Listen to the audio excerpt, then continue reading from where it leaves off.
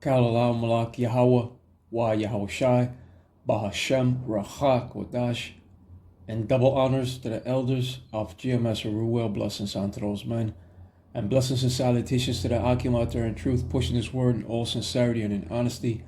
With that being said, Shalom Israel Barakatah. Today's lesson, Iran flaunts military power. And it is prophesied that the Carmanian wild boars would come out with great power. Even Saudi Arabia has told the U.S. president to pause.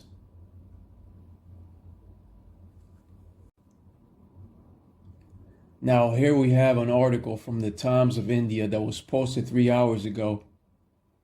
The article says, on cam, Iran fires missiles, flaunts military power, and big message to DT and Israel. Watch. But wait a minute. That's according to scripture. The scripture of 2 Esdras 15 and 30 did say that the Carmanian wild boars would come with great power.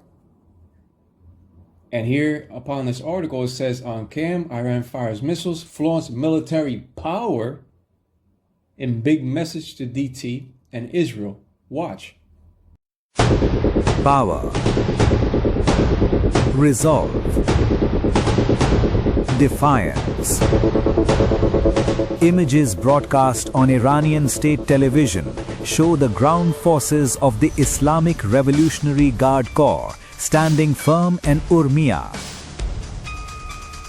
A clear message sent not just to Tehran streets, but to Washington and its allies. This was no routine ceremony.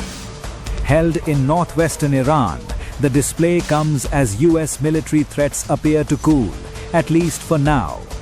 Gulf mediators, including Saudi Arabia, have reportedly urged President Donald Trump to pause and give Iran what they call a chance. But Tehran is not waiting. The IRGC's presence is symbolic and strategic, a reminder that Iran's defenses remain intact, disciplined, and ready. After weeks of pressure, sanctions, and unrest, Iran is projecting strength, not retreat. Behind the scenes, diplomacy may be buying time. On the ground, Iran is preparing for every scenario. The message from Iran is unmistakable. Iran will not be coerced, Iran will not be isolated, and Iran will not blink under pressure.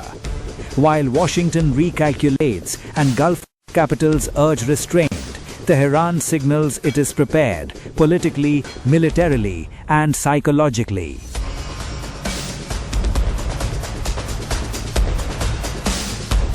For now, the threat of war may have receded, but make no mistake, Iran is standing its ground, and the IRGC is ready if the balance tips back toward conflict.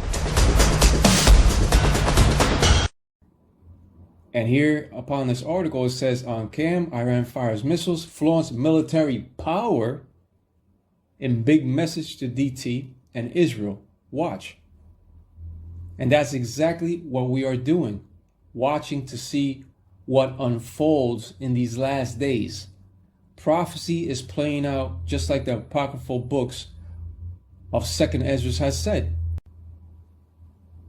Now, when it comes to biblical prophecy, there shall be a union of the so-called Islamic nations.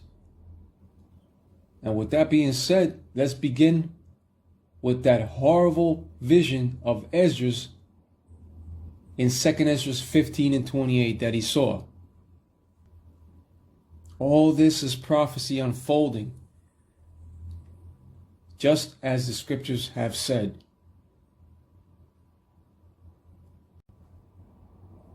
Second Esdras 15 and 28. Behold, an horrible vision, and the appearance thereof from the east. Right, a horrible vision was shown unto Esdras of great calamities, civil disorder, and of the utter breakdown of society. He also received a horrible vision of the east, which involved Saudi Arabia, Iran, etc.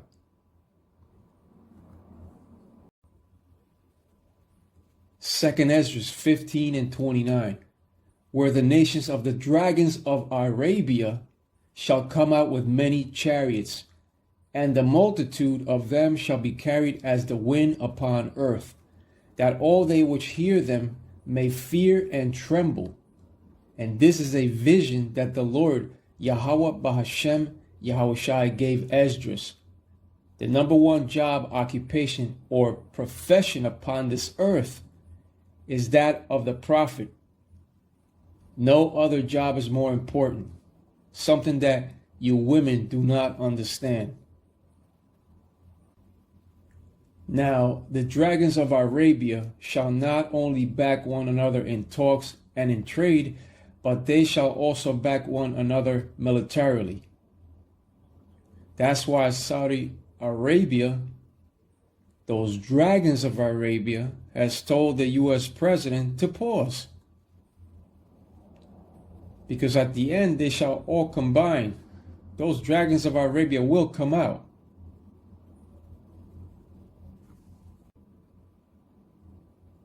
Second Esdras 15 and 29 once again, where the nations of the dragons of Arabia shall come out with many chariots, and the multitude of them shall be carried as the wind upon earth, that all they which hear them may fear and tremble.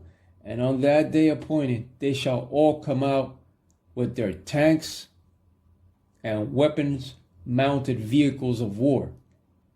That's why I said, where the nations of the dragons of Arabia shall come out with many chariots, and the multitude of them shall be carried as the wind upon earth, that all they which hear them may fear and tremble.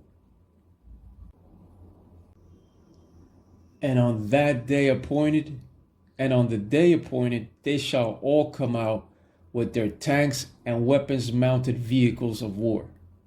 That is exactly what Ezra saw upon his vision. Let's go over to that scripture of 2nd Esdras 15 and 30. Because even those wild boars of Iran shall join with them.